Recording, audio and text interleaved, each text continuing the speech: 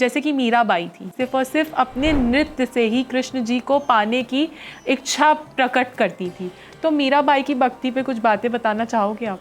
मीरा जी ने भगवान को अनन्य भाव से चाहा है, माना है, स्वीकार किया है, और उनकी अनन्यता इस लेवल पर थी कि ऐसा उनकी जीवनी में लिखा गया है कि 96 डेज 96 दिन तक उन्होंने अन्न और जल ग्रहण नहीं किया। तो आप सोचिए कि उनके शरीर की क्या स्थिति हो गई होगी। बाबुल वैद्य बुलाया, पकड़ दिखाई मोरी बाह, मूर्ख वैद्य मरम क्या जाने, पीर करेजे माह, दर्द के मारे वन वन डोलूं, वैद्य मिलाना कोय, मीरा की तब पीर मिटे जब वैद्य सवरिया होए। कहते हैं कि वो माखन चुराने के साथ साथ दिल भी चुरा लेते थे। वो माखन चुराने की वजह से उनको यशोदा मैया रस्सी से बांध देती हैं, और जैसे ही वो उनको बांधती हैं, बांधने के बाद वो खुद बहुत रोने लगती हैं कि इतनी ये शैतानी कर रहा है कान्हा मेरा, मैं क्या करूं, मेरे पास कोई रास्ता ही नहीं बचा है कि मुझे इसको रस्सी से बांधना पड़ा है। मैया ने उनको बांधा था रस्सी से, फिर उखल से बांधा। तो यमलार्जुन के वृक्ष थे, वो कुबेर के पुत्र देवर्षि नारद जी के श्राप से नलकूबर और मणिग्रीव वृक्ष बन गए थे। तो भगवान ने उनके उद्धार के लिए वो लीला की थी।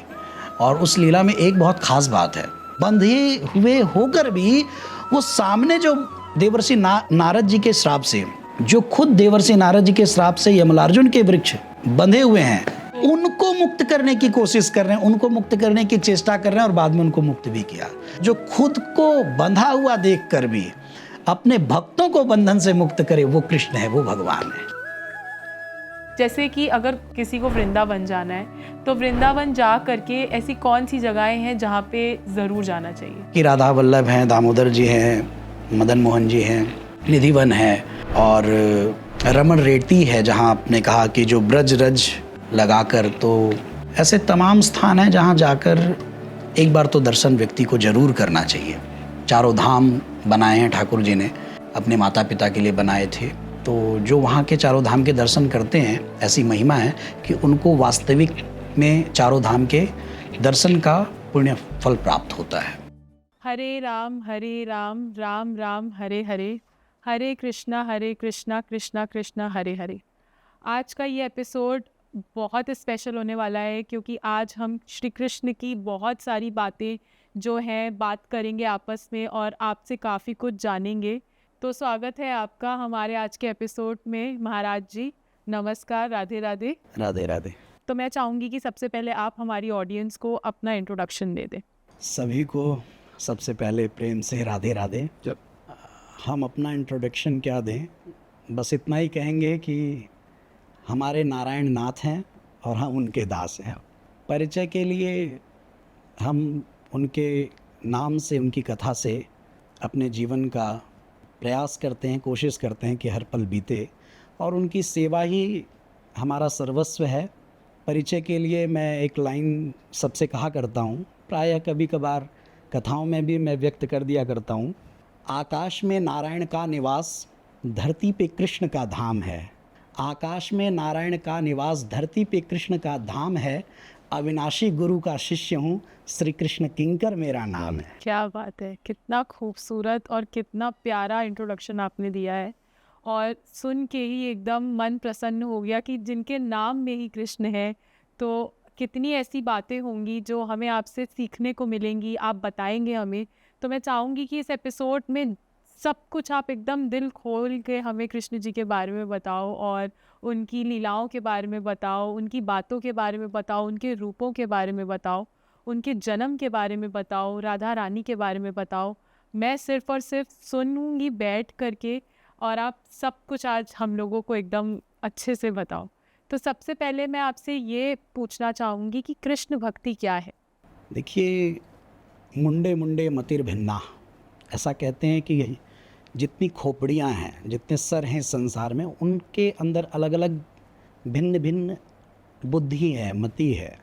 तो सबकी खोपड़ियाँ अलग हैं, तो सबके विचार अलग होते हैं, सबकी बुद्धि अलग होती है, तो सबकी व्याख्या भी लोग अपने अपने ढंग से करते हैं। अगर आप मुझसे पूछते हो कि कृष्ण भक्ति क्या है, तो मैं यही कहना चाहूँगा कि सुख में, दुख में, हानि में, लाभ में, अच्छे और बुरे समय में, कैसा भी समय हो, कितना भी अनुकूल हो, कितना भी प्रतिकूल हो, हम भगवान कृष्ण की विस्मृति में ना रहें, यही सबसे बड़ी कृष्ण भक्ति है। कहने का मतलब है कि हमारे जीवन में कैसा भी समय हो, सुख का, दुख का, नफ़ा का, नुकसान का, अच्छा बुरा, अनुकूल प्रतिकूल, बस हमें ये ध्यान रखना है कि हम अपने नाथ को, अपने प्रभु को कभी ना भूलें। हर हाल में, हर घड़ी में उनका स्मरण करते हुए यदि हम इन सब से निर्वाह करेंगे तो मुझे लगता है कि इस प्रकार से कृष्ण भक्ति का इससे अच्छा सुंदर क्या भला स्वरूप होगा। मतलब आप कहना चाहते हो कि कृष्ण भक्ति मतलब कृष्ण का नाम लेना जिससे जीवन सरल हो जाए। हाँ, हर काल, हर परिस्थिति में मेरे कहने का आशय है, क्योंकि भगवान ने अपने जन्म से लेकर अपने विश्राम तक सारे, चूँकि वो लीला में थे तो उन्होंने अपने सारे संघर्ष ही संघर्ष देखे, बहुत देखे। तो हालांकि वो लीला में थे, भगवान के लिए कैसा संघर्ष भला, बट भगवान ने ये कहा कि आप हर स्थिति में मुस्कुराते रहिए, मेरा स्मरण करते रहिए, और बाकी तो फिर मैं हूँ। सही बात है, बहुत ही सुंदर बात बताई महाराज जी आपने। और कहीं ना कहीं कृष्ण का नाम लेने से या भगवान का नाम लेने से ज़िंदगी बहुत आसान हो जाती है, कठिन परिस्थितियाँ हमें सरल लगने लगती हैं और हमें ये मोटिवेशन आता है कि वो है जो देख रहा है और वो है जो हमारी गाड़ी को बहुत अच्छे से आगे तक चलाएगा। No doubt, no doubt. बाप अपने बेटे की मदद करे ना करे, बट अगर बेटे को ये पता है कि मेरा बाप है, मेरा पिता है, सपोर्टिव किरदार है मेरे पीछे, मेरे पिता का साथ है, तो बेटा आनंद से अपना सब कुछ निभाता है। और उसके बाद तो फिर बाप तो है ही है। तो हमें भी ये विश्वास होना चाहिए कि ईश्वर नाथ नारायण हमारे साथ हैं। इतना विश्वास ही हमारे जीवन को, कठिन से कठिन समय को बहुत आसानी से वो गुजार लेता है, और हमें बहुत आत्मबल मिलता है कि हम बड़ी से बड़ी परेशानियों को, संघर्ष को, दिक्कतों को बहुत आसानी से उसका निर्वाह कर जाते हैं, ये सोचकर कि हमारे साथ प्रभु हैं, नाथ हैं, वो सब प्रकार से हमारी देखभाल करेंगे, वो हमें बिगड़ने नहीं देंगे, हमें संभालेंगे। सही बात है। जैसे आपके हाथ में मैं माला जाप देख रही हूँ, आप मुझसे बात भी कर रहे हो और आप जाप भी कर रहे हो, तो माला जाप हमारे जीवन में किस तरीके की परिस्थितियों को या किस तरीके के संघर्षों को काटती है? देखिए, माला जब भगवान का नाम, मैंने कहा ये एक आश्रय है, साधन, ये एक साधन है और ये हमारे लिए एक आश्रय है, और आश्रय का सीधा मतलब होता है आधार। तो भगवान को इस बात का ये ख्याल अगर हम पहुंचाते हैं, ये हम संदेश देते हैं कि प्रभु हम आपकी शरण में हैं, हम आपके नाम में हैं, तो इसी संदेश से, इसी मैसेज से, इसी हमारे साधन से भगवान हमारे लिए अवलंब बने रहेंगे, सहारे बने रहेंगे। तो ये हमारा एक साधन है जो भगवान तक एक संदेश, हमारी चिट्ठी है, मैसेज है जो वहाँ तक पहुँचाता है कि प्रभु हम आपके सहारे हैं, हम आपके नाम के सहारे हैं, हम आपके शरण में हैं। तो महाराज जी, माला जपने में और प्रार्थना में क्या फ़र्क है? माला जप तो भगवान के नाम का स्मरण है, और प्रार्थना अपने हृदय का भाव है, वो आप व्यक्त करते हो भगवान से। तो भगवान को पाने का शॉर्टकट रास्ता अगर मैं पूछूं दोनों में से कुछ है तो वो क्या है? देखिए, शॉर्टकट क्या बताऊं, शॉर्टकट मुझे लगता है कि सबसे शॉर्ट रास्ता, सबसे सरल रास्ता शरणागति है। शरणागति शरणागति मतलब अपने आप को भगवान को समर्पण सरेंडर कर देना, समर्पण उनके करना। शरण में हो जाना। शरणागति से बड़ा और सुंदर, सरल, सहज और शॉर्ट जो आपने कहा, मुझे नहीं लगता कि शरणागति के अलावा कोई दूसरा विकल्प है इससे बेहतर। क्योंकि कलयुग में हम देख रहे हैं कि इतने पाप बढ़ते जा रहे हैं और जो हरि का नाम जपेगा वही इन पापों को काट के उसको पा सकता है, मतलब हरि को पा सकता है। तो कहीं ना कहीं माला जाप तो बहुत ही ज़्यादा ज़रूरी है या प्रार्थना बहुत ज़्यादा ज़रूरी है, जैसा कि आप हमें बता रहे हो कि हमें अपने आप को हरि के आगे समर्पित कर देना है। तो महाराज जी, आप मुझे ये बताओ कि जैसे श्री कृष्ण जी का जन्म हुआ था जेल में और उनका जो बचपन था वो गोकुल में बीता था, तो आप उनके जन्म की कहानी हमें एक बार फिर से, एक होता है ना, प्रीकैप दे दो कि क्या है। ठीक है, आपने जेल कहा, वो कारागृह है जहाँ भगवान का जन्म हुआ। जन्मभूमि का नाम स्थान है मथुरा। मथुरा। भगवान का जन्म मथुरा में हुआ। भगवान गोकुल चले गए। भगवान मथुरा में जन्मे जरूर, पर आप देखिए भगवान मथुरा में रहे नहीं, वो सीधे गोकुल चले गए। ऐसा क्यों? क्योंकि जो मथुरा है, इसे थोड़ा आपको समझना होगा, ये आध्यात्मिक भाषा है। मथुरा देहनगर है। अच्छा। हाँ, मथुरा को देहनगर कहा गया और गोकुल है भावनगर। अब देहनगर का जो राजा है वो है कंस, और कंस का मतलब अभिमान। और भावनगर जो गोकुल है वहाँ के राजा हैं नंदराय जी, मतलब बाबा नंद। और बाबा नंद का मतलब है आनंदः ददाति इति नंदः, जो सबको अकारण आनंद देते हैं वो बाबा नंद हैं, नंदराय जी हैं। तो देहनगर का राजा कंस है, वो है अभिमान, और गोकुल है भावनगर, और उसके राजा हैं चूँकि नंद बाबा, तो वो है प्रेम। तो बहुत सीधा सा है, मुझे ऐसा लगता है कि जहाँ देह का अभिमान होगा भगवान वहाँ आ तो सकते हैं पर रह नहीं सकते, और जहाँ प्रेम होगा वहाँ भगवान जाकर रहना पसंद करेंगे। इसीलिए जहाँ अभिमान है भगवान ने वहाँ जन्म तो लिया पर वहाँ रहे नहीं, और गोकुल जहाँ प्रेम है वहाँ जाकर भगवान रहे। एक बात में और मेरे मन में भाव आ रहा है, मैं उसे व्यक्त करता हूँ। आप देखिए, जहाँ अभिमान है वहाँ से भगवान भाग गए, और जहाँ प्रेम है वहाँ भाग कर पहुँच गए।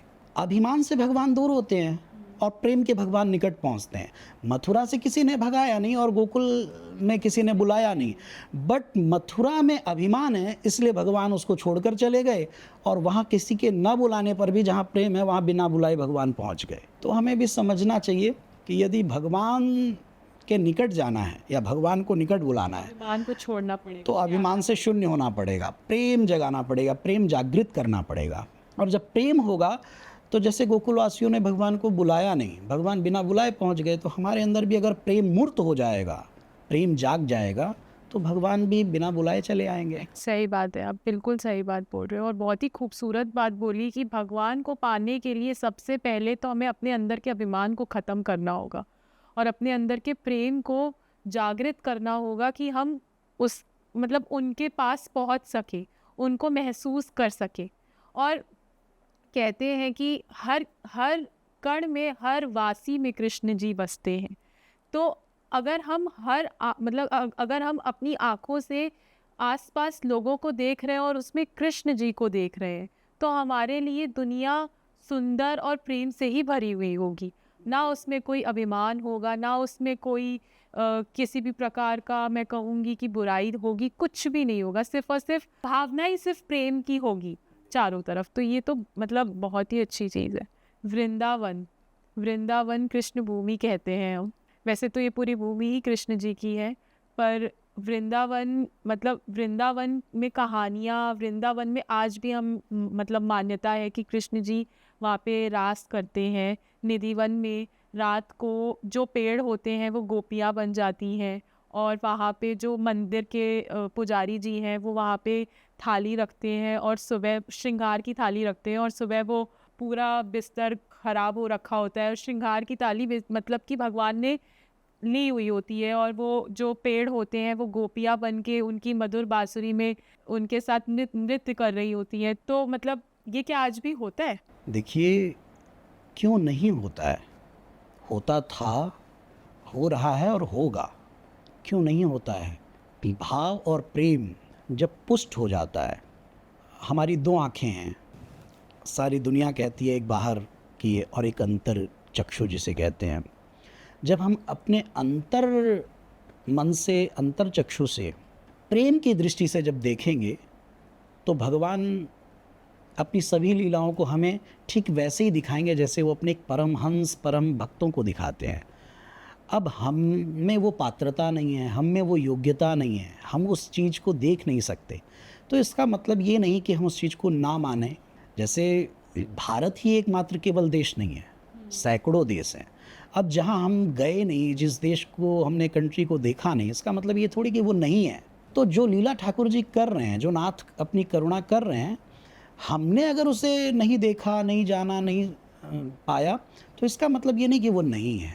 वो उन्हीं के लिए है जो उसकी पात्रता रखते हैं, और पात्रता केवल एक ही है, आपको परम भक्त होना होगा, आपको महसूस करना होगा। आपको महसूस करना होगा, आपको पूर्ण। देखिए, परमात्मा क्या है, भक्तों के लिए भगवान कठिन नहीं है, बिल्कुल भी कठिन नहीं है। भक्तों के लिए भगवान तो बहुत सरल हैं, बट भक्तों के लिए तो आप ये देखिए कि हम भक्त हैं या नहीं हैं, हम परम भक्त हैं या नहीं हैं, हम में भक्ति के वे गुण, वे लक्षण, वे पात्रताएं हम में हैं या नहीं हैं। अगर हैं तो भगवान को बताने की ज़रूरत नहीं होगी, भगवान भाग कर दौड़ कर आएंगे, आपका बाँह पकड़ कर, आपके हाथ को पकड़ कर लीला स्थली में ले जाएंगे, आपको निधिवन में ले जाएंगे वो, और कहेंगे आप बैठो और इस लीला को आस्वादन करो। और हो सकता है कि आप परमहंस हों, परम दिव्य मूर्ति हों, भगवान उस लीला में आपको सम्मिलित कर लें, कोई बहुत बड़ी बात नहीं है। मतलब मैंने ये सुना था कि निधिवन में रात में जितने भी पेड़ हैं वो एकदम गोपियों के रूप में आकर के भगवान के साथ, ठाकुर जी के साथ रास करती हैं। तो अगर कोई देख ले रात को 12 बजे के बाद वहाँ पे जाना अलाउड नहीं होता है, और अगर वो कोई देख ले तो वो या तो अंधा हो जाएगा या तो पागल हो जाएगा। तो क्या ये अफवाह है या ये सच है?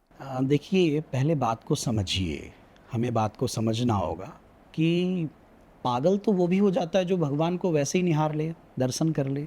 हाँ, इन बिगड़े हुए दिमागों में भरे अमृत के लच्छे हैं, हमें पागल ही रहने दो, हम पागल ही बड़े अच्छे हैं। तो एक प्रेम जो होता है, जब वो अपनी पराकाष्ठा पर होता है, अपनी चरम सीमा पर होता है, तो वो भी पागलपन का एक स्वरूप ले लेता है। एक भक्त कभी भी नाचता है, कभी गाता है, कभी चीखता है, कभी चिल्लाता है, कभी ज़ोर ज़ोर से कीर्तन करता है, कभी वो अश्रुपात करता है, आंखों से आंसू बहाता है, तो दुनिया वाले कह देते हैं ये पागल है। पहले तो हमें समझना होगा, अगर हम अधिकारी होकर किसी चीज़ को पा रहे हैं तो हमारा कुछ भी डैमेज नहीं होगा, और अगर हम चीटिंग कर रहे हैं, अनधिकारी होकर कुछ जबरन पाना चाह रहे हैं, लालसा के मन से कुछ ट्राई कर रहे हैं, या अनधिकारी होकर हम कुछ चेक कर रहे हैं डाउट के साथ कि क्या सच में कि होता है, क्या ये क्या है, तो उसमें कुछ भी हो जाना वो कोई बहुत बड़ी बात नहीं है। मतलब आप कहना चाहते हो नियत साफ होनी चाहिए। हाँ, आप भक्ति भाव से उस दृष्टि से देखिए, तो मुझे ऐसा लगता है कि भगवान को वो लीला दिखाने के लिए निधिवन के स्थान की भी ज़रूरत नहीं है।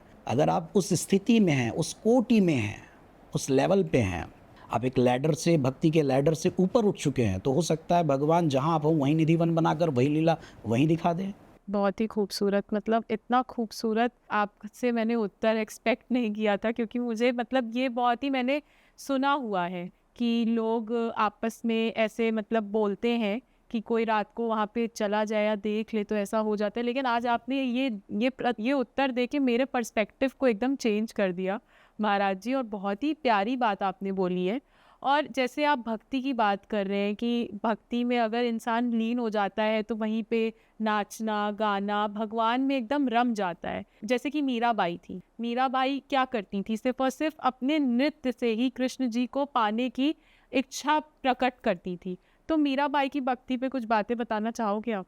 मीरा जी भगवान की परम भक्ता हैं, और मीरा जी ने भगवान को अनन्य भाव से चाहा है, माना है, स्वीकार किया है, और उनकी अनन्यता इस लेवल पर थी कि ऐसा उनकी जीवनी में लिखा गया है कि 96 डेज, 96 दिन तक उन्होंने अन्न और जल ग्रहण नहीं किया।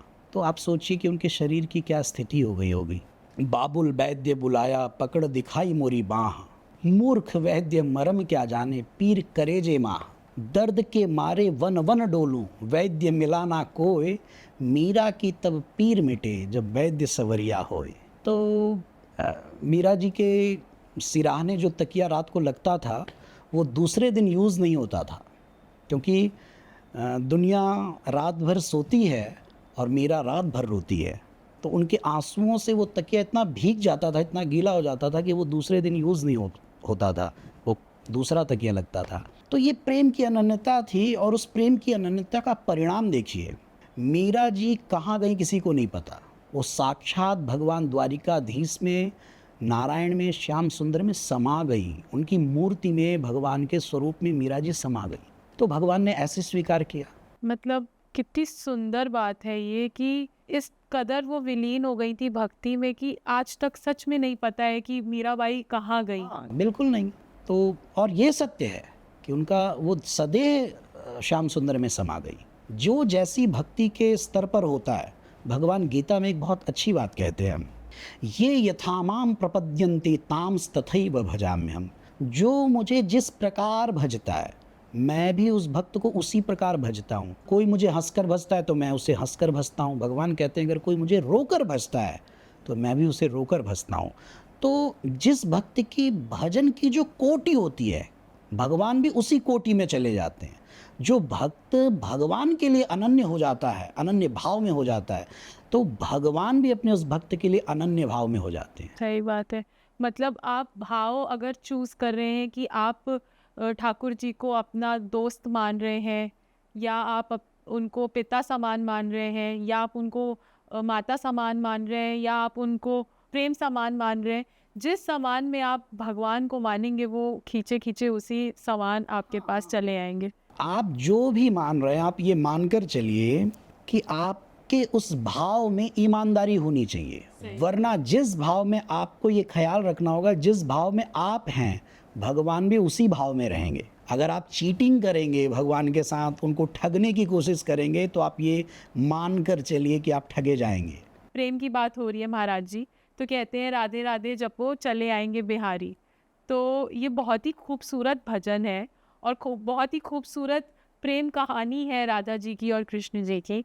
तो थोड़ा वर्णन दीजिए आप उस पर। देखिए, सबसे पहले मैं आपको बताऊं कि तत्वतः अर्थात मूलतः राधा और कृष्ण भिन्न हैं ही नहीं, अलग हैं ही नहीं। बहुत सारे लोग गलतफहमी पाले बैठे रहते हैं, बहुत सारी। अब तो धीरे धीरे क्लियर हो रहा है, ये डिजिटल प्लेटफॉर्म के माध्यम से, सोशल मीडिया के माध्यम से जो बहुत अच्छे अच्छे कथावाचक हैं, साधु संत महात्मा हैं, वो इस प्लेटफॉर्म के माध्यम से, सोशल मीडिया के माध्यम से लोगों तक उन्होंने संदेश पहुंचाया, और मैं भी वही सेवा करना चाहूँगा। बहुत सारे लोग कहते हैं कि भगवान कृष्ण की राधा जी तो प्रेयसी थी, प्रेमिका थी, और उनसे कोई रुक्मिणी जी के साथ विवाह हुआ, या अन्य जो और भगवान की पटरानियाँ रानियाँ हुई।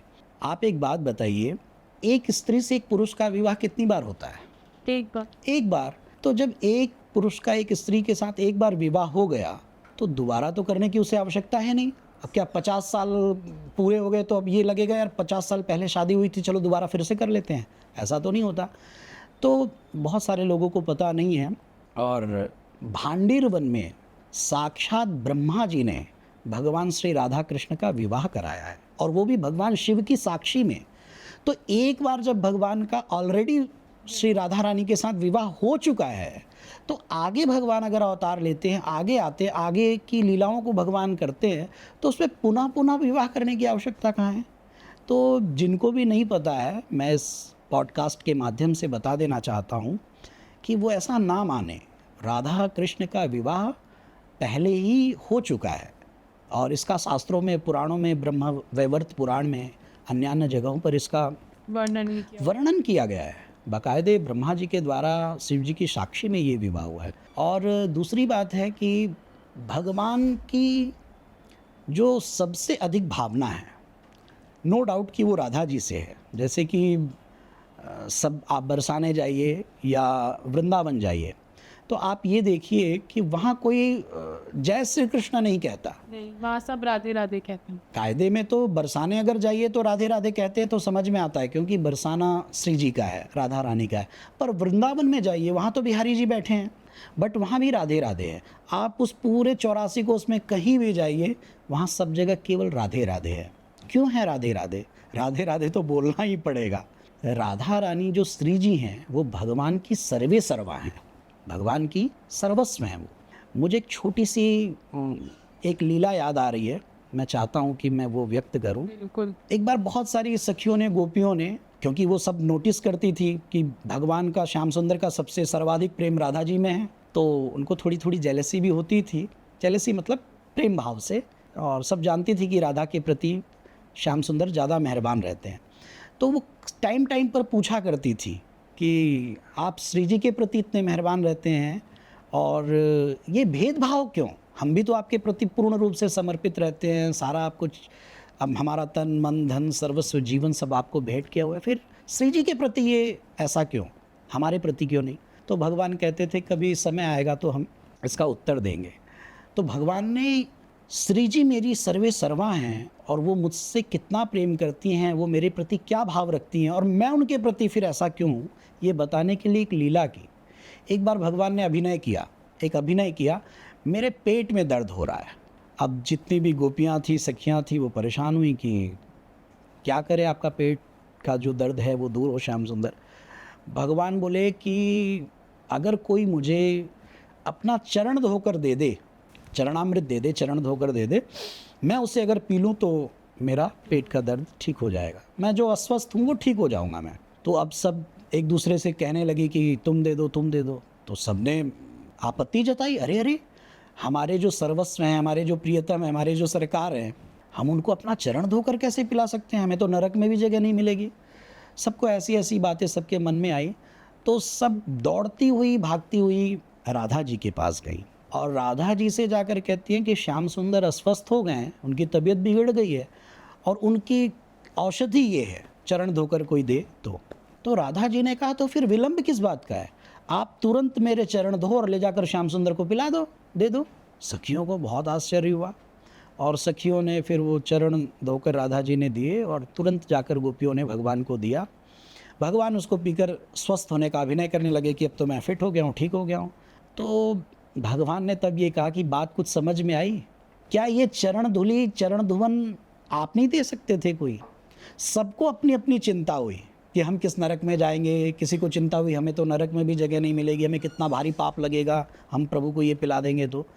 पर राधा जी ने ये नहीं सोचा कि हमें किस नरक में जाना पड़ेगा, हमें कौन सा दुख भोगना पड़ेगा, कौन सा कष्ट मिलेगा। श्री राधा रानी के मन में तो एक ही भाव था, मेरे श्याम सुंदर का दर्द कैसे दूर होगा, उनका कष्ट कैसे मिटेगा। शास्त्र में एक सूत्र है प्रेम का, प्रेम की पहचान क्या है, प्रेम का स्वरूप क्या है, तत्सुखे सुखित्वम। हमें किस में सुख है प्रेमी ये नहीं देखता, प्रेमी ये देखता है सामने वाले जिससे हम प्रेम करते उसको कैसे सुख मिलेगा। तो राधा जी ने ये नहीं देखा कि मुझे सुख मिलेगा या दुख मिलेगा, उन्होंने बस इतना देखा कि मेरे चरण धुवन से अगर श्याम सुंदर का दुख मिटता हो तो उनका दुख मिट जाए, मैं बेशक नरक में चली जाऊँ। तो श्याम सुंदर ने कहा बताओ, थोड़ा तो प्रेम अधिक करना ही पड़ेगा ना। तो जो इस भाव में है कि हमें कोई भी गति हो, कोई भी दुख मिले, कोई भी कष्ट हो, हमें संसार वाले किसी भी तरह से हमें निंदा का पात्र बनाए, कोई फ़र्क नहीं पड़ता, हमें तो केवल एक बात से मतलब है, हमारे नाथ कैसे प्रसन्न होंगे, उनका दुख। कोई तर्क वितर्क प्रेम भाव में होना ही नहीं चाहिए। प्रेम बहुत अलग चीज़ है, अनिर्वचनीयम अति सूक्ष्मतरम अनुभव गम्यम इति प्रेम स्वरूपम। प्रेम का स्वरूप क्या है? नारद जी कहते हैं कि अनिर्वचनीयम, वो वाणी का विषय नहीं है, अति सूक्ष्मतरम, बहुत सूक्ष्म होता है, वो आंखों से दिखाई नहीं देता, लेकिन अनुभव गम्यम इति प्रेम स्वरूपम, वो एहसास में है, वो महसूस में है, वो अनुभूति में है। ये प्रेम का स्वरूप है। प्रेम न वाणी उपजे, प्रेम न हाट बिकाए, राजा प्रजा जेहि रुचे शीस दे ले जाए। प्रेम छिपाए ना छिपे, जाघट परघट होए, और जो मुख से कछु ना कहें तो नयन देत है रोए। ये प्रेम है। और जैसे महाराज जी ठाकुर जी की कुछ लीलाएं, जैसे कहते हैं कि वो माखन चुराने के साथ साथ दिल भी चुरा लेते थे। बचपन में वो मतलब कि एक मुझे उनकी लीला याद है जो हम लोग टीवी सीरियल्स में देखते थे। तो उसमें था कि एक दिन वो माखन चुराने की वजह से उनको यशोदा मैया रस्सी से बांध देती हैं और जैसे ही वो उनको बांधती है, बांधने के बाद वो खुद बहुत रोने लगती हैं कि इतनी ये शैतानी कर रहा है कान्हा मेरा, मैं क्या करूं, मेरे पास कोई रास्ता ही नहीं बचा है कि मुझे इसको रस्सी से बांधना पड़ा है। और वो वहीं पे रस्सी से बंधे हुए भी मुस्कुरा रहे हैं और माखन के बारे में ही सोच रहे हैं। मतलब ये लीला जो थोड़ा मुझे याद है, बट आप बताइए थोड़ी लीलाएं ठाकुर जी की। हाँ, वो दामोदर लीला है कि मैया ने उनको बांधा था रस्सी से, फिर उखल से बांधा। तो यमलार्जुन के वृक्ष थे, वो कुबेर के पुत्र देवर्षि नारद जी के श्राप से नलकूबर और मणिग्रीव वृक्ष बन गए थे। तो भगवान ने उनके उद्धार के लिए वो लीला की थी। और उस लीला में एक बहुत ख़ास बात है, आपने इस प्रसंग को रखकर, ऐसा भाव रखकर एक अच्छी बात का स्मरण कराया। इंसान और भगवान में एक अंतर है, वैसे तो तमाम हैं, पर कुछ अंतर बहुत मीठे होते हैं, बहुत मधुर होते हैं। इंसान और भगवान में क्या अंतर है? इंसान जब बंधन से युक्त होता है तो वो ये सोचता है कि मैं बंधन से मुक्त कैसे हूँ। जैसे किसी को हथकड़ी लग जाए या किसी का हाथ रस्सी से बांध दिया जाए तो वो ये सोचेगा मैं कैसे छूटूँ, ये टूटे कैसे, ये कटे कैसे, मैं इसको कैसे सॉल्व करूं कि मैं मुक्त हो जाऊं। यही इंसान यही सोचेगा, वो यही करेगा, उसके प्रयास में यही इंसान, मेरे कहने का भाव है कि इंसान अगर बंधेगा तो वो खुद को बंधन से मुक्त करने की चेष्टा करेगा। लेकिन आप यहाँ इस लीला में देखिए कि भगवान जब बंध गए तो वो ये नहीं सोच रहे हैं कि मैं कैसे बंधन से मुक्त हो जाऊं। वो खुद बंधे हुए होते हुए भी, बंधे हुए होकर भी, वो सामने जो देवर्षि नारद जी के श्राप से, जो खुद देवर्षि नारद जी के श्राप से यमलार्जुन के वृक्ष बंधे हुए हैं, उनको मुक्त करने की कोशिश कर रहे हैं, उनको मुक्त करने की चेष्टा कर रहे हैं और बाद में उनको मुक्त भी किया। तो जो खुद के बंधन से मुक्त होने का चेष्टा करे, प्रयास करे, वो इंसान है।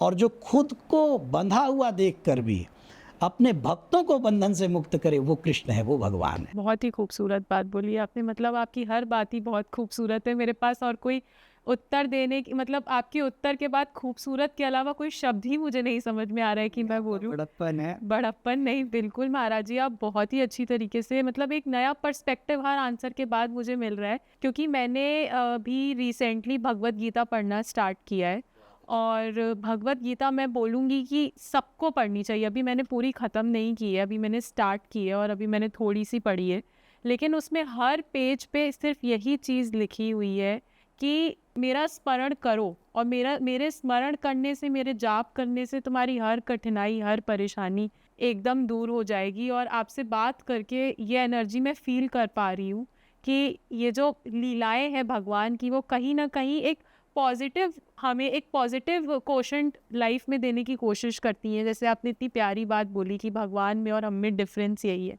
तो अगर हम दुनिया में अपने आसपास किसी को परेशानी में देख रहे हैं और उसकी मदद करें, एक उस भाव से कि हाँ, सामने वाले को उस दर्द से या उस परेशानी से मुक्ति मिले, जैसे हम हेल्प बोलते हैं मॉडर्न टर्म में, कि हम उसकी एक निस्वार्थ भाव से हेल्प करें, तो कितना हम आगे जाएंगे जीवन में। जैसे कि अगर किसी को वृंदावन जाना है, तो वृंदावन जा करके ऐसी कौन सी जगहें हैं जहाँ पे ज़रूर जाना चाहिए? देखिए, श्रीधाम वृंदावन तो वृंदावन है, 5,000 से ज़्यादा भगवान ठाकुर जी के वहाँ स्थान है। तो प्रमुख कुछ स्थान ऐसे हैं जहाँ भक्त लोग जाने का प्रयास अधिक करते हैं। वैसे तो वहाँ के कुंज में, गली गली में ठाकुर जी विराजमान हैं। तो ठाकुर जी बिहारी जी के लिए तो सारा संसार इस वक्त वहीं जा रहा है, ठाकुर जी के शरण में।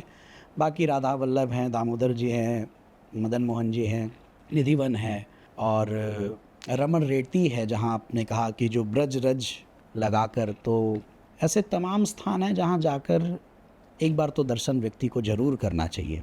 चारों धाम बनाए हैं ठाकुर जी ने, अपने माता पिता के लिए बनाए थे। तो जो वहाँ के चारों धाम के दर्शन करते हैं, ऐसी महिमा है कि उनको वास्तविक में चारों धाम के दर्शन का पुण्य फल प्राप्त होता है।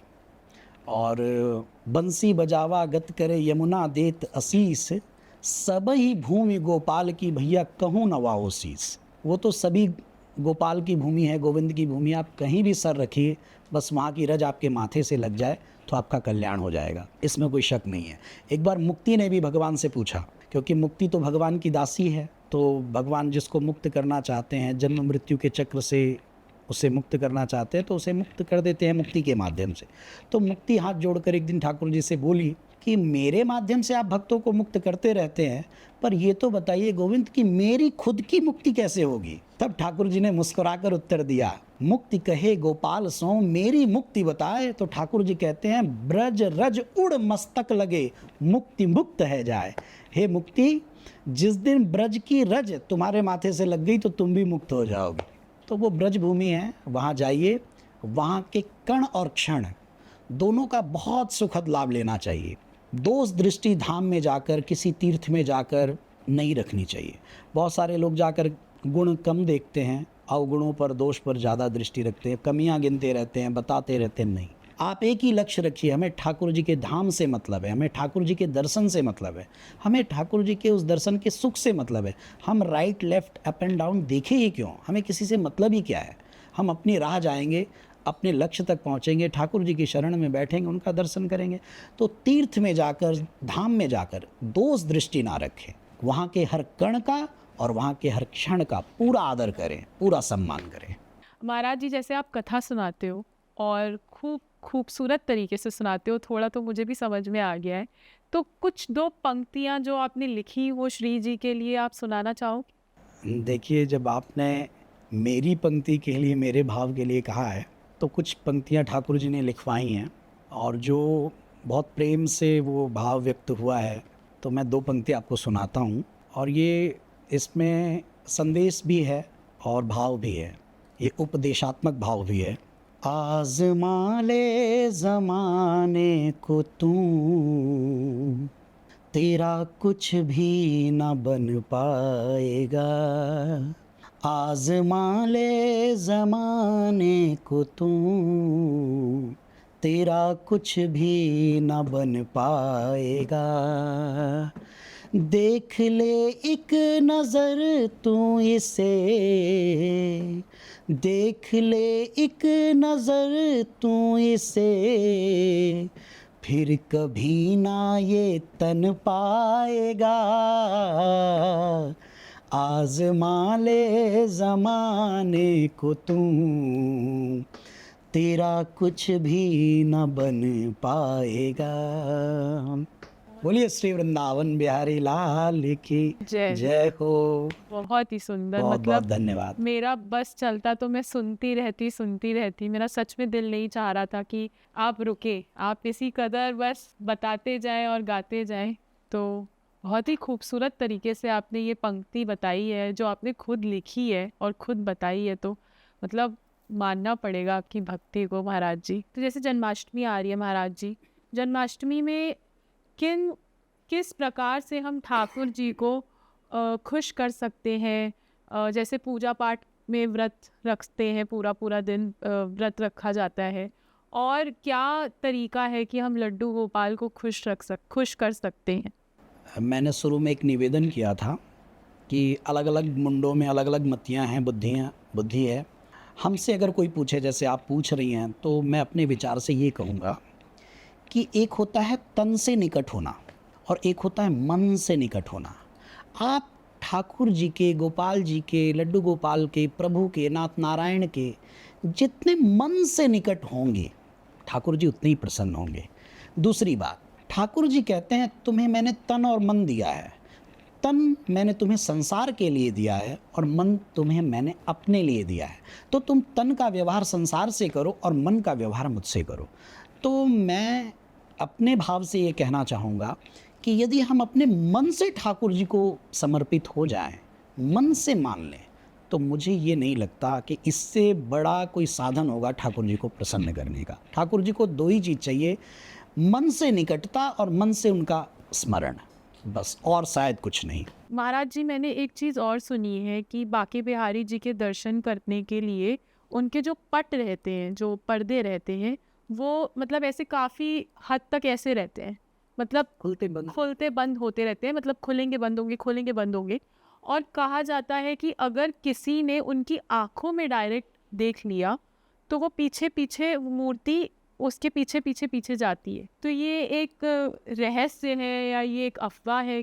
देखिए, ठाकुर जी के हम दर्शन के लिए गए हैं, हमारा अपना भाव ये बनना चाहिए कि हम दीदार तो इन आँखों से ही कर रहे हैं, भगवान समझ रहे हैं, भगवान जान रहे हैं, भगवान को बताने की ज़रूरत नहीं है। भगवान जान रहे हैं कि अगर ये मेरे इस स्वरूप को देख रहे हैं तो वो अपने इन चर्म चक्षुओं से ही देखेंगे, और अगर किसी मेरे दिव्य स्वरूप का दर्शन इन्हें लिखा होगा मेरी कृपा के करुणा के माध्यम से, तो मैं इन्हें दिव्य चक्षु दूंगा तो उससे ये दर्शन कर पाएंगे। तो मेरा तो ये मानना है कि ठाकुर जी के पास आप जाइए, उनके शरण में समक्ष उनके सन्मुख खड़े होकर आँख खोलकर आनंद से दर्शन करिए, पूरे स्वरूप को निहारिए, चरण से लेकर शीश तक उनका दर्शन करिए।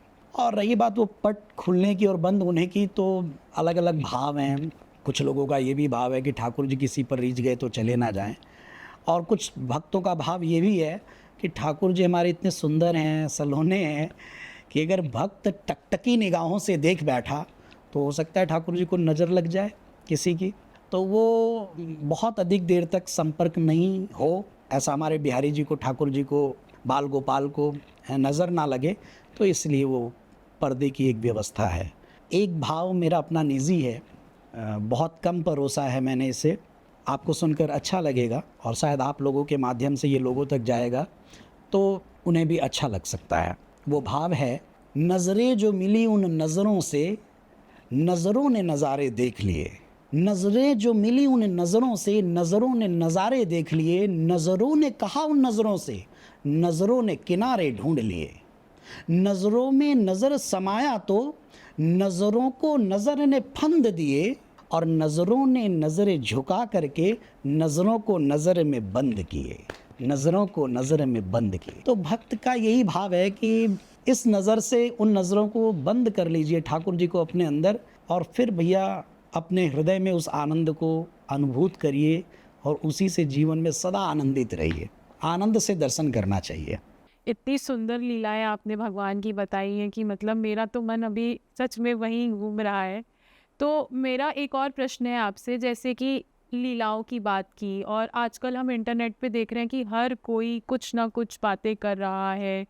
कोई अपने आप को महात्मा का रूप दे करके, मतलब कोई अपने आप को महात्मा का दर्जा दे करके, कोई बच्चा अपने आप को कृष्ण जी का स्वरूप मान करके बातें इंटरनेट पे व्यूज़ पाने के चक्कर में कुछ भी बातें कर रहा है। तो अगर सच में किसी को कृष्ण भक्ति महसूस करनी है और सही मार्गदर्शन पे जाना है, कृष्ण भक्ति की सही मार्गदर्शन पे जाना है, तो कौन से ऐसे महात्मा हैं जिनकी बातें उन्हें सुननी चाहिए, जहाँ जा करके सच में ये चीज़ उनके भाव से, मतलब उनके भाव से ये चीज़ प्रकट हो कि हाँ सच में ये जो बातें हैं, ये जो सारे कहते हैं ना कि एक्सपीरियंसेस हैं, वो सही रास्ते पे एक भक्त जन को गाइड कर सके।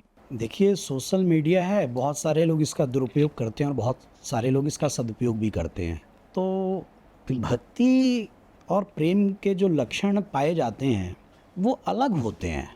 वो प्रदर्शन से उसका कोई लेना देना नहीं होता। तो हमें प्रदर्शन, इतना तो सभी समझदार हैं इतने कि समझ सकते हैं कि ये क्या असली है और क्या नकली है, या ये जो भक्ति की जा रही है, जो सोशल मीडिया पर दिखाई जा रही है, वो जेन्युइनली असली है, ओरिजिनल है, दिल से है, या फिर व्यूज़ के लिए, वायरल होने के लिए, फेमस होने के लिए की जा रही है।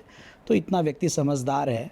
और दूसरी बात आपने पूछी कि कुछ महात्मा, तो आज भी जैसे वीरों से धरती शून्य नहीं होती, कोई ना कोई वीर पैदा होता ही है इस धरा पर।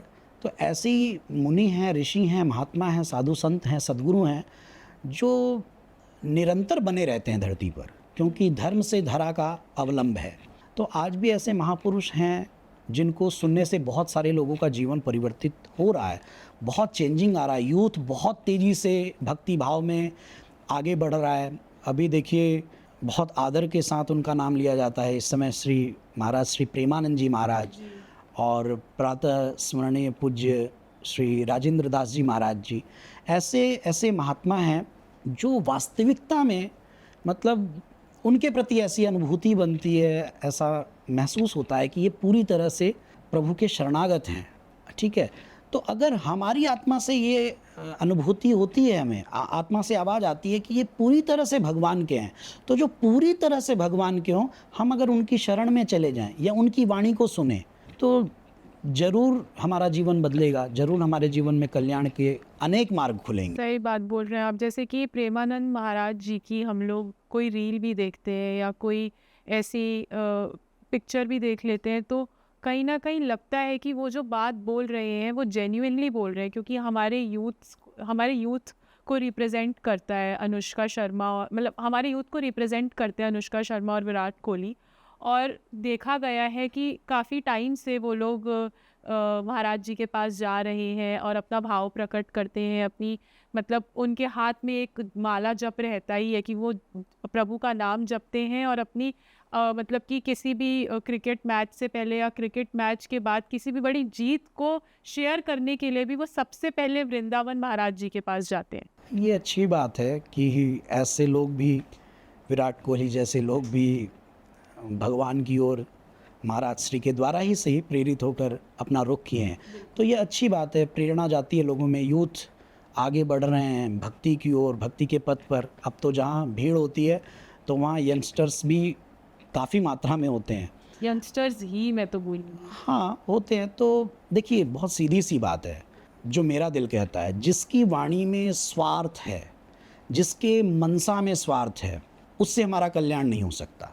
हमें उन्हीं संत की शरण में जाना चाहिए, उन्हीं साधु की शरण में जाना चाहिए, उन्हीं महात्माओं की शरण में जाना चाहिए, जहाँ से हमारी आत्मा को ये अनुभूति हो कि यहाँ कोई स्वार्थ नहीं है। ये जो भी वाणी जा रही है वो सिर्फ कल्याण के लिए निकल रही है, हमारे परम हित के लिए निकल रही है। तो जहाँ स्वार्थ का नामो निशान नहीं होगा, जहाँ निश्चल प्रेम होगा, जहाँ पूर्ण भगवत शरणागति होगी, जब ऐसे सद्गुरु की शरण में बैठकर हम कुछ भी सुनेंगे या कुछ भी दरस पाएंगे तो हमारा कल्याण निश्चित है।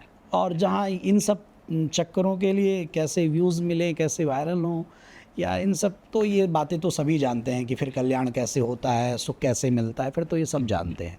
बहुत ही खूबसूरत बात बोली आपने महाराज जी। और सही बात है कि अगर आप किसी से जुड़ रहे हैं तो आप जुड़ेंगे ही तब उससे जब आप उसको महसूस करेंगे। तो महसूस होता भी तब है जब आपको लगता है कि यहाँ पे निस्वार्थ भाव है, निस्वार्थ लर्निंग मिल रही है हमें, या एक कनेक्शन फील हो जाता है कि मतलब अगर आप किसी को, मतलब अगर आप किसी की वाइब्स को पहचानोगे ना, तो आप किसी से फ़ोन पे ही बात करके उसकी वाइब को पहचान सकते हो। ज़रूरी नहीं है, जैसे कि प्रेमानंद महाराज जी की चीज़ें हम लोग रील्स पे ही देख के अपने आप को इतना रिलेट कर पाते हैं कि इतना बड़ा क्रिकेटर विराट कोहली उनकी शरण में जाता है, जैसे आपने बोला कि उन्हीं के द्वारा वो प्रभु की शरण तक पहुंच रहा है। तो कहीं ना कहीं उनकी भक्ति का जो भाव है ठाकुर जी के प्रति, वो इस लेवल पे निस्वार्थ है कि लोग उनके द्वारा प्रभु से जुड़ रहे हैं। देखिए, मैं थोड़ा सा यहाँ एक निवेदन करना चाहूँगा। हमारे और आपके लिए व्यावहारिक जगत में और व्यावहारिक दृष्टि से विराट कोहली लेजेंड भी हैं और बहुत बड़े क्रिकेटर हैं, वो अलग बात है। बट मैं आपसे ये कहना चाहूँगा, और आपके सोशल मीडिया के माध्यम से, पॉडकास्ट के माध्यम से, कि भगवान की जो भक्ति है वो ऐसे कोटि के लोग, वहाँ कोई मायने नहीं रखते कि आप कितने बड़े हैं, कितने फेमस हैं। क्यों नहीं रखते? क्योंकि हम तो धरती के कुछ अमीरों की बात कर रहे हैं, कुछ जो फेमस हैं उनकी बात कर रहे हैं। आप यहाँ तक मत तौलिए। आप ये सोचिए कि महात्माओं की शरण में तो इंद्रादि जो बड़े बड़े देवता हैं वो भी आकर शरण लेते हैं। तो महात्मा जो साधु हैं, जो संत हैं, जो सद्गुरु हैं, उनका नाता, उनका सीधा संबंध भगवान नाथ नारायण से होता है। तो जिनका संबंध सीधा नारायण से है और जो पूरी तरह से नारायण के हैं, और नारायण जिनके पूरी तरह से हैं, फिर उनके लिए तो इंद्रादि भी बहुत हाथ जोड़कर खड़े रहते हैं दरबार में महात्माओं के कि आप एक बार दरस दीजिए, आप एक बार आशीर्वाद दीजिए। इंद्र देवताओं के राजा हैं, जब वो दैत्यों से, राक्षसों से युद्ध करते हैं तो वो भी मुनि महात्माओं के पास जाकर उनकी शरण लेते हैं, हाथ जोड़ते हैं और कहते हैं महाराज आशीर्वाद दीजिए, कृपा करिए कि हम युद्ध जीत जाए। तो महात्मा मतलब परमात्मा, भक्ति भक्त भगवंत गुरु, चतुर नाम वपु एक, इनके पद वंदन किए नाशई विघ्न अनेक। तो ये तो कुछ भी नहीं है, वहाँ तो बड़े बड़े देवता सर झुकाते हैं। मतलब बहुत ही खूबसूरत बात आपने बोली, और मेरे पास सिर्फ एक ही शब्द है, मैं यही बोलूँगी, खूबसूरत, खूबसूरत और खूबसूरत। और शुक्रिया जो आप हमारे प्लेटफॉर्म पे आए और हमारे प्लेटफॉर्म के ज़रिए अपने भाव प्रकट किए। बहुत सारी मैं कहूँगी आपने अनफिल्टर्ड तरीके से अपनी चीज़ों को सामने रखा है, भगवान की लीलाओं का वर्णन किया है। और मैं चाहूँगी कि आगे भी हम इसी तरीके से कॉन्वर्सेशन करें और भी बहुत कुछ ठाकुर जी के बारे में जानें, क्योंकि ठाकुर जी को जानने के लिए ये ज़िंदगी भी कम पड़ जाएगी, पर उनकी लीलाएं और उनकी बातें नहीं ख़त्म होंगी। एक बात कहना चाहूँगा, हम ठाकुर जी को ना जानें, हमें जानने की क्या ज़रूरत है? क्योंकि यदि हम जानने के चक्कर में पड़ेंगे ना, तो फिर हमारे लिए एक जन्म नहीं, अनेकानेक जन्म बहुत कम पड़ेंगे। तो हमें ठाकुर जी को जानना नहीं है, हमें तो ठाकुर जी को मानना है। जो बात मानने से बनेगी वो जानने से कभी नहीं बन सकती, और जानने वाले जानते रह जाते हैं। भगवान को पाने के लिए जानने की ज़रूरत नहीं है, भगवान को मानने की ज़रूरत है। और उससे भी बड़ी बात, भगवान की मानने की ज़रूरत है। तो जानना ज़रूरी नहीं है, मानना ज़रूरी है, स्वीकार ज़रूरी है, स्वीकृति ज़रूरी है, और उस स्वीकृति की हृदय में अनुभूति ज़रूरी है। जिस दिन ये बात बन जाएगी, फिर भगवान हमसे दूर नहीं और हम भगवान से दूर नहीं। सही बात है, बहुत ही अच्छी बात बोली आपने। तो मैं आगे भी ऐसे ही चाहूँगी कि हम ऐसे ही बातें करें, ऐसे ही भगवान की लीलाएं जानें और भगवान को माने, भगवान की माने। और शुक्रिया, आपने हमारा प्लेटफॉर्म चुना और आप आए समय निकाल के और आपने हमसे बातें की। बहुत बहुत धन्यवाद आपको भी। यहाँ बुलाने के लिए और इस सत्संग के अवसर को देने के लिए मैं भी बहुत आभारी हूँ और धन्यवाद करता हूँ।